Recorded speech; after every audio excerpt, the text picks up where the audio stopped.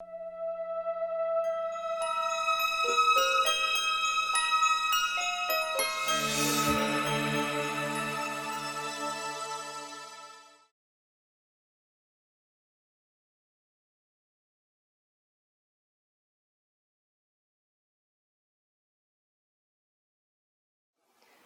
you said, this was my first role in film, my first movie.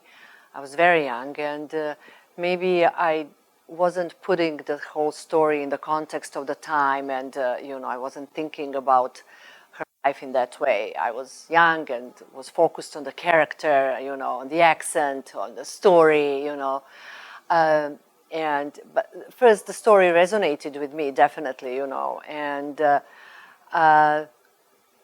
I was, how would I say, the only maybe outsider coming to this whole crew of amazing, talented people.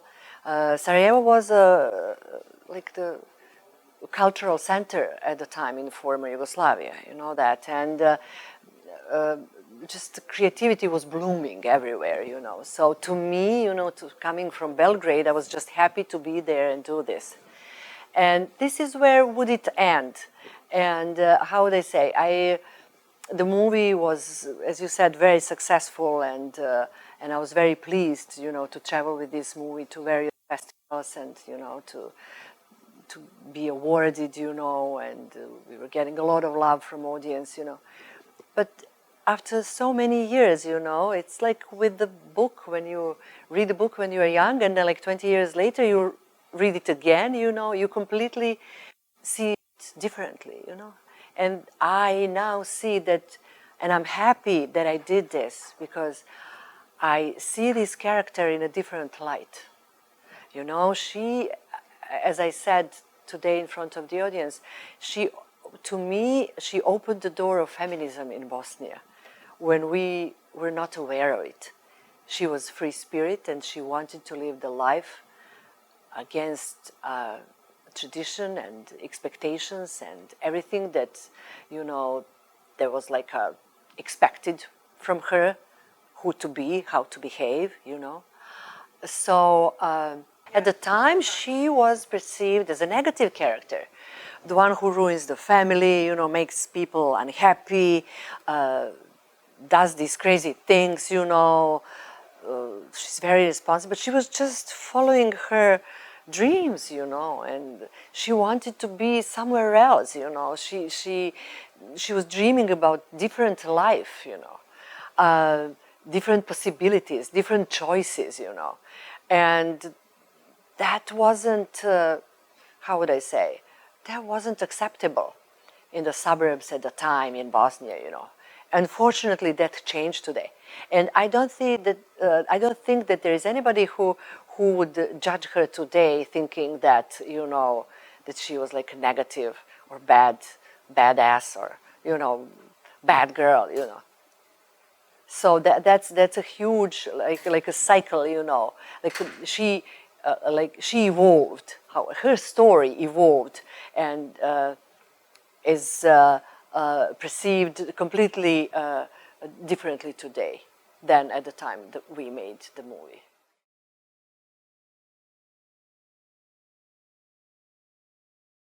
I worked a lot in the theater, and for me there was a harder separation, how would I say, because I was really like devoted to theater, and I was just going from one theater play to another, I was playing like amazing roles, like from classical theater, modern theater, so, and yes, as you said, and I just, this movie opened the door for more movies and television for me, so when I left, I could say, although I was young, I was on the top of my career, that I just made that decision. I couldn't disagree more with the politics at the time in the country and the war going on, and I was deeply unhappy, and I just wanted to leave,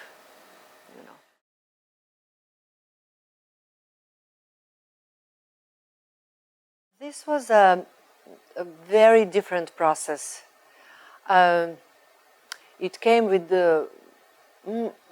much less freedom than, you know, like preparing the role of Badema, because you put two of these together. Uh, I met the Mrs. Drinka Radonic. That's the name of the real person whose story is based on her story, and it came with a lot of responsibility. You know, when you have a real person in front of yourself, you don't want to hurt the person. You are there to tell her story. I was her voice, and I knew that from the beginning, and that's why I felt responsible. You know, on the other hand, I didn't want to create imaginary character. That would be, I would have so much more freedom for that. I wanted to bring her the way I saw her. You know, her struggle, her bravery, her resilience. She was so inspiring, you know. So I spent a lot of time with her. I came like a couple of weeks earlier before the shooting started, and I would visit her daily in her little seamstress store in Belgrade, you know. So I would talk to her. She taught me how to sew, you know, and I would ask questions. I would secretly observing her, how she walks, how she reacts, how she, you know, how's her posture, you know, her voice, everything, you know. And I knew that it had to be very, very subtle, because, you know, because she is one of those silent people, like a silent person, but with enormous energy, you know, and intelligence, and she's very strong. It was a different process, you know. I had to hide instead of show how I feel. But Emma was showing. Anna in this movie is hiding. She learned very early on that she had to hide her feelings, that she had to have this poker place in order to learn more about the facts, in order to investigate deeper in what was going on, you know, behind the scene in hospitals, police stations, courts, various offices, you know. So, and I talked to her, and I asked her, you know, like, did you ever cry, you know? And she said she had moments like that, you know, because I personally am maybe I'm very emotional, you know, and I had some hard time, you know, like suppressing my emotions in certain scenes, you know, not because I thought I shouldn't, or I can't, I wouldn't show how I feel, because this was her, not me. And she told me a very interesting story. She said, many times I would go, for example, to the police station and stay in a line, you know, waiting to ask a question from the, you know, some clerk or whatever. And then I felt that I was weak and very emotional, and, you know, and I was waiting and waiting, and the line was moving, and by the time it was my turn to talk to him, I would just turn back and go back home, you know, because I realized that I would cry, that I'm not that strong, you know, and I didn't want to show my emotions, she said. So that told me a lot about her stamina. We had many women approached us in Serbia. They wanted to share the similar stories, unfortunately, you know, because there are about like 500 registered families at this time looking for their lost kids, stolen kids, you know. So, and I hope that soon these cases will be opened, and, you know, because there is some pressure coming from international,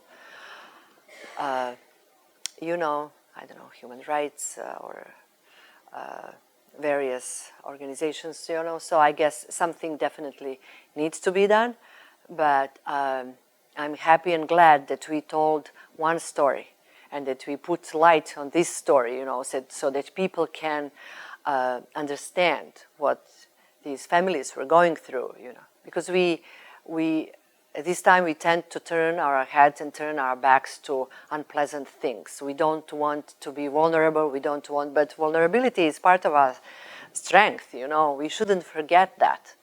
And we could do so much more than we think we can, you know. Because we always have a choice, right? No matter the circumstances, And no matter the events that are presented to us, we always have a choice. And our choice is how we're going to react to that. This is where our power is and our freedom at the same time.